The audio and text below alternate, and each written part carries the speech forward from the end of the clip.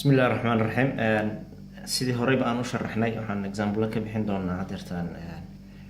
formulayaashan basic integration formulas halkan ku haysano oo aan horey videoga hore ugu soo sharaxnay marka hadda waxaan sameynaynaa example ayaan sharxi doonaa insha Allah hal ama labo hadba waxaan ka gaaro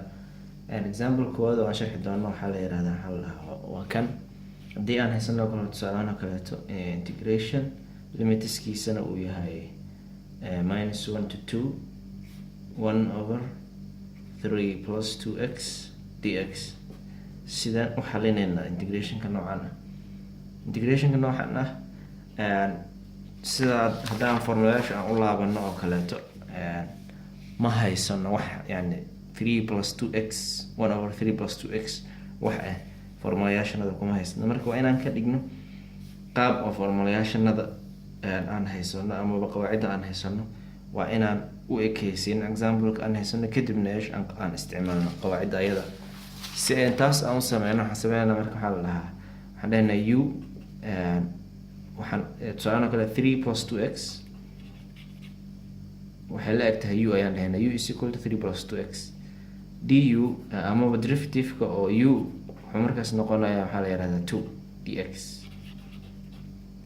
sababtoo ah derivative-ka kale yani korsiya tan ka horeysa ayaa lagu sharxaa ka plus 1 iyo maxaa la marka hadda anaga ma aha maxaa la hadafkanaga inaan sharaxno derivative iyo waxyaabahaas ama integrationka xataa basic ah oo kaleeto waxaa waaye calculus 1 lagu qaataa marka laakiin hadda waxaan sharxaynaa anaga waxaa weeyaan maxaa la sidii aan u sameyn lahayn integrationka maxaa la more complicated ah marka derivative-ka wuxuu noqonaa oo 3 plus 2x wuxuu noqonaa 2 dx haddii aan labada dhinac u qaybino 2 dan ayada la baxaysaa du over 2 waxay la ekaanaysaa markaas dx marka badal dx waxaan dhigaynaa du over 2 u 3 plus 2x na badalkeeda waxaan dhigaynaa 3 plus 2 okay marka integrationka naga cusub also sidoo kaleeto waa inaan bedelno marka limits mar haddaan bedelnay wixii aan haysanay anaga oo tusaale anaga oo ahaa waa inaan bedelno marka u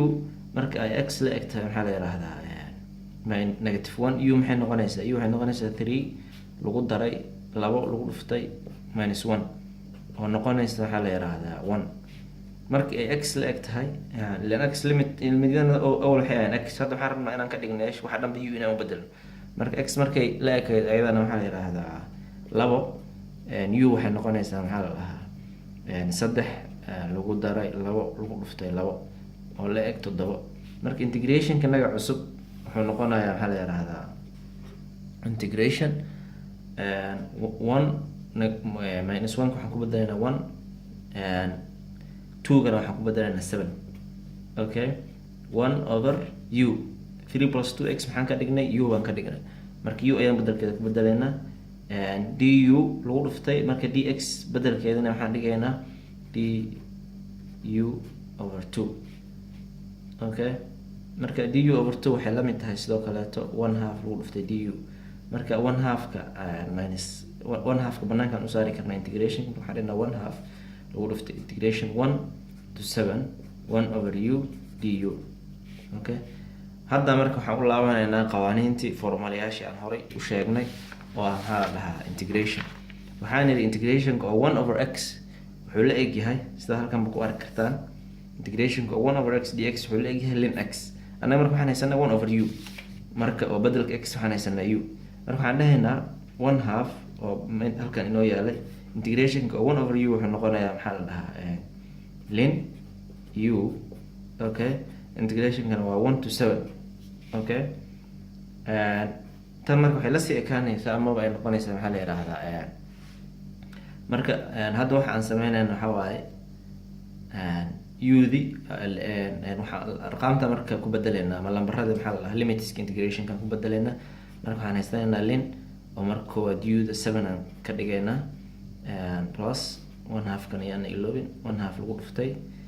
lin 7 plus lin or sorry minus integration marka limitska lagu bedelayo minus ayay noqonaysaa minus lin oo 1 ah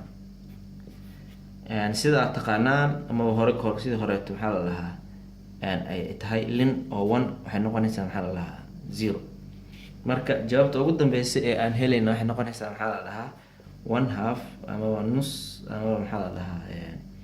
nus lagu dhuftay lin 7 integrationka naga jawaabtiisana sidaas ayay noqotay.